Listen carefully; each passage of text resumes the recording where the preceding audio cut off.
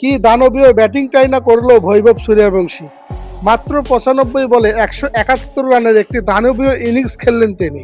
অনূর্ধ্ব-19 Asia কাপে ইউএইর বিপক্ষে team ইন্ডিয়ার ব্যাটার বৈভব সূর্যবংশী এক মহাকাব্যিক ইনিংস খেললেন।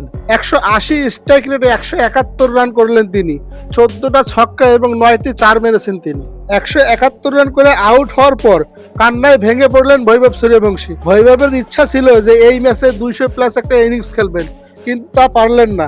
171 রান করে আউট হয়ে গিয়ে প্রার্থনা করলেন তিনি। অনূর্ধ্ব-19 এশিয়া কাপের প্রথম ম্যাচে ভারতের ওপেনিং ব্যাটসম্যান বৈভব সূর্যবংশীর এই ইনিংসের উপর ভর করে 433 রান করে ভারত। বৈভব সূর্যবংশী 33 ওভারে আউট হয়ে যায়। বৈভব যদি 50 ওভার পর্যন্ত খেলতে পারত, তাহলে টিমের রানটা কোথায় গিয়ে ঠেকতো বলে আপনাদের মনে হয়? মাত্র 14 বছর বয়সে এই ছেলেটা পুরো ক্রিকেট বিশ্বকে নাড়িয়ে দিচ্ছেন। এই বয়সে ছেলেটা যা করে দেখাচ্ছেন তা জাতীয় দলে অনেক ক্রিকেটারের স্বপ্ন, কিন্তু এই ছেলেটা জাতীয় দলে যাওয়ার আগেই যা করে দেখাচ্ছে। গত 2 দিন আগে আমরা একটা ভিডিও করেছিলাম বৈভব সূর্যবংশীকে নিয়ে। ওই ভিডিওতে বলেছিলাম যে বৈভব সূর্যবংশী আগামী টি-20 বিশ্বকাপের স্কোয়াডে ঢুকবেন। তিনি ঢুকবেন এটা অবশ্যই। অনূর্ধ্ব-19 এশিয়া কাপের প্রথম ম্যাচেই ইউএইর বোলারদের পুরো তুলোধুনো করে ছেড়েছে বৈভব সূর্যবংশী। দুর্দান্ত ব্যাটিং করেছেন তিনি। তার এক একটা শট পুরো নিখুঁত শট। 14টা ছক্কা হাঁকিয়েছেন তিনি।